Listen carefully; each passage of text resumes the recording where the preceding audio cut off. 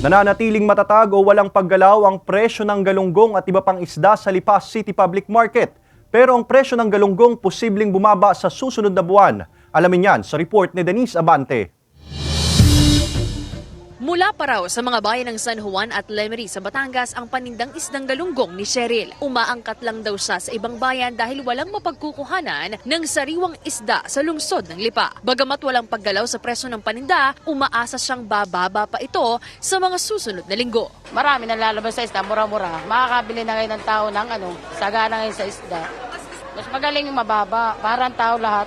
Makakabili. Sa ngayon, nananatili sa 140 to 160 pesos ang kada kilo ng mga frozen na galunggong sa Lipa City Public Market. 260 pesos naman ang sariwa na karaniwan ay mula sa ibang bayan sa Batangas. Walang naitalang paggalaw mula pa noong nakaraang linggo ayon sa pamunuan ng pamilihan. Ang tulingan naman, pumapalo rin sa 140 to 160 pesos kada kilo. Gayon din ang tilapia habang 180 pesos ang per kilo ng bangus. Ayon sa pamunuan ng pamilihan, asahan pa raw ang pagbaba sa presyo ng ilang isda, lalo na ang galunggong sa susunod na buwan. Kasi sa tingin ko malapit na rin matapos yung fish ban.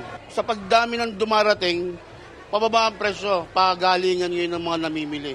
Maninindasor, mas malakas kasi the more na mas marinig nila na mas mura ang bentahan, the more na maraming darating. Kasi yun na lang talaga yung kayang bilhin ng atin ng ibang kababayan natin. Pero ayon sa tinderang si Christina, mas gusto raw niya na mas mataas ang presyo ng paninda. Pag mura kasi mahirap ipagbili.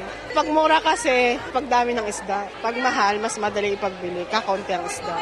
Magandang balita naman daw para sa mamimiling si Catherine ang inaasahang pagbaba sa presyo ng galunggong sa susunod na buwan.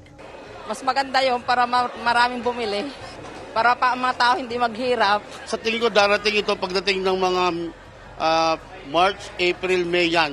Medyo maraming isda, mas mura. Kasama si J. R. Manjares, Denise Abante. Balitang Southern, Tagalog.